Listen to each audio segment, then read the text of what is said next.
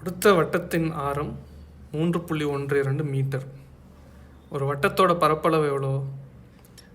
3.14, அதாவது pi into ஆரம் by R square. இப்போ இந்த வட்டத்தோட பரப்பளவு 3.14 இன்ட்டு 3.12 இன்ட்டு 3.12 எவ்வளோ? அது 30.566 மீட்டர் ஸ்கொயர். அதாவது இது முக்கிய எண்ணுருக்களில் 30.6 சதுர மீட்டர்கள். இந்த ஒரு வட்டம், அதோட ஆரம் 3.12. அந்த வட்டத்தில் 30 சதுர மீட்டர்கள், 1 மீட்டர் அளவுள்ள சதுரங்கள், 30 சதுரங்கள் இந்த வட்டத்துக்குள்ளார உள்ளடங்கும். அதுதான் இதுக்கு அர்த்தம்.